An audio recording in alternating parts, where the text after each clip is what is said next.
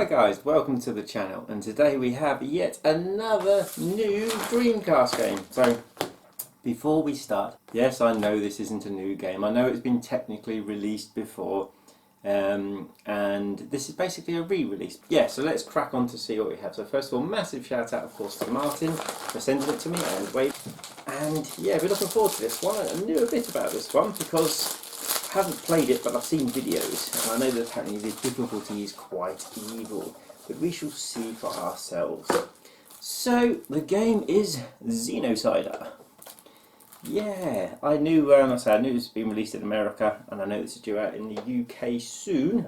Oh, I think very, very soon. Yeah, I've also been sent a letter by Wave about the game. So, introducing Xenocider, the fourth entry in our 2022, the year of the Dreamcast promotion, sees you blasting through a fully 3D world full of sci-fi influenced beasts in Xenocider from the Sega Dreamcast. When tough as nails cyborg Zara wakes up from her stasis pod, all she can hear is a voice in her head. Choose your weapons wisely, explore savage worlds and blast your way through civilizations in this hectic, unforgiving shooting adventure. From the acclaimed developer Retro Sumos comes one of the first 3D games for Dreamcast in over 2 decades. Xenocider will take you on a journey through sci-fi, action, film and comic book history. This brand new retail pressing of the game is due for release the 2nd of April 2022 and will be available exclusively from Wave websites and retro game shops across the UK. Dreamcast fans in USA and Canada will be able to get their Xenocider fix from the US distributor Video Games New York and their retail partners later this year. As with all our Dreamcast releases, Xenocider is region-free and playable on Dreamcast systems from around the world with all video modes supported, including PAL, NTSC and even VGA. I hope you enjoy playing. We really do think the game represents everything that is right about the independent gaming scene, and we are incredibly proud to make it available. Promotional assets for both print and digital users are available on our press website. So yes, from Dan, the guy from Wave Entertainment. So yeah, so Martin, give me a little write-up. He basically said originally this was developed by quite a small team over quite a long period of time, but it's like a love letter to like Space Harrier and games like that. But let's open up, and yes, I remember the knife this time. It will save me cutting out 3 minutes of me struggling to get into the game case as I normally do. Right, but he still struggles, but not as much. I did notice that they've actually been doing like PAL cases from some of their older Dreamcast releases at Wave, so definitely keep a lookout for those. Right, so of course, as always, it's on a lovely pressed disc, proper pressed disc, and the manual. Can I get it out without being useless? That is a no. So as I always do, ta-da, and we pull it out that way. Right, so the front. Cool bit of artwork on the back. Right, epilepsy warning. So I'll basically just show you guys the pages. Epilepsy warning, it's the same one. Ah, there we go. That one. Thank you for purchasing Xenocider for the Dreamcast and supporting independent games. You have no idea how this project has changed our lives. No, wait, you don't understand. We mean it. Xenocider is a result of more sleepless nights, arguments, laughs and headaches than we can count. No matter how tough and unforgiving the game was conceived to be, what you are holding in your hands truly is a labour of love, as corny and cliché as it may sound. Needless to say, over the last 5 years, this heavy-armoured, bloodthirsty alien cyborg we call Zara has slowly become a living thing of her own, one that we plan on revisiting one day. So, what's the story, I hear you ask? And there we go. And I'm not going to read it out, I'll let you read it out when you purchase your version. And that's that one. And so there we go, yeah. So, time for me to go and play it.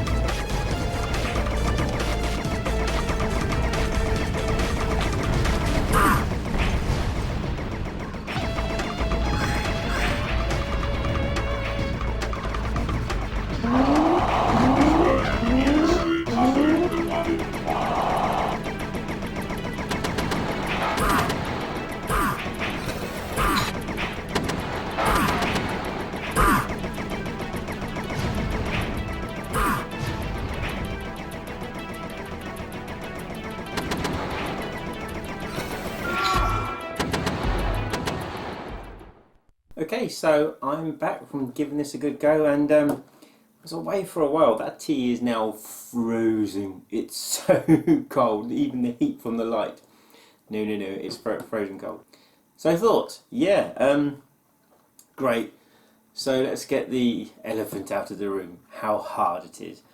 Yeah, I mean, when I first started playing it, first couple of minutes, I've got to admit, really thought, oh my god, I'm not going to be able to get into this game. But it just seems so difficult. I think the hardest part, of course, was getting used to using the firing with this, holding A, then moving with them. But it takes like, well, I'd say about 10 minutes or so to settle in. And when it settles in, it's you get to learn to play it. I mean, there's a tutorial at the start. 100% play that. 100% do it because you really do need it. But what I do like about it is when you're playing it, the further you basically go along, the more you unlock. So the first time I played it, I went back to the option screen. I noticed the bits had saved, and there was like new options open up, because originally there's like loads of question marks and you know it's unlockable stuff, and we all know how much I love unlockable stuff. And yeah, so I unlocked a couple of levels. One which was like really cool Space Harrier. One which was like a playing game, sort of like Galaxy 4 sort of style. But yeah, it's really good. I mean, my biggest advice is definitely persevere, because it is really daunting to start off with. But then when you basically finish a level, you unlock practice, that level in practice, and boy do you need it, because you get basically 3 lives. Each time you die, you go straight back to the start of the level, and once those 3 are gone, that's it, completely back to the start of the game. First boss was a bit of a pain in the butt until I figured out how to do him. But the overall question that we're all asking is this game worth getting in 2022. And I'll say that if you're one of the few people that hasn't got it, yeah, because it's a challenge. I mean, if you're up for the challenge, once you get into the game and once you learn all the mechanics, the mechanics are simple to learn. It's just getting your brain to, differentiate between the 2 and 3, maybe 4, and then especially the jump. And then you've got goals because you've got achievements, you've got unlocks, you've got the story mode, which really annoyingly doesn't save, but lucky enough your unlocks do save. I would really like a save from story mode, because it's basically, I noticed that when I turned it off to turn it back on again, I had to start the story mode from the start. There's no way to save like level 2 or level 3, which is a shame. It's a shame because I really like that, and but I see what they were actually going for with like the practice mode. So you get to level 3 or 4, isn't it, unlocked in practice mode. So with your free live, you can go all the way back and just basically power yourself up, because when you start a game or you finish a level, you get options, you get your bar, you can put more into like life, armour, shield, speed, weapons, all that sort of like malarkey like you normally do. Get 2 or 3 points around, and you can just build yourself up better and better and better until you find what works for you. But yeah, as I said, I know I've said it before, but really do persevere with this game. This has got to be definitely one of the best looking games. Whereas if I liked the Fleet, I thought it was fantastic. Really simple looking game. And this is going to show that the awesome, especially how good the 3D is on the main character, how good the design of the character is, and the levels as well. It's really, really good. It's kind of like one of the games that would have come out at the end of the Dreamcast life. But as we know, unfortunately that didn't happen. So yeah, definitely get it. It is hard though. I'm not gonna sugarcoat it. It is hard until you get used to playing it. If you're not up for a challenge and you're not really good at learning new mechanics, I'd probably advise staying away from it and get Flea, because Flea is amazing, also available from Wave. And so yeah, as I said before, you can purchase this from Wave online. I'll pop a link down below, or you can get it from Last Level Games in Norwich, or Gamebase in Dover, or even with them shops online. So yeah, really eager and can't wait to see what Wave will be releasing next. And so, until next time guys,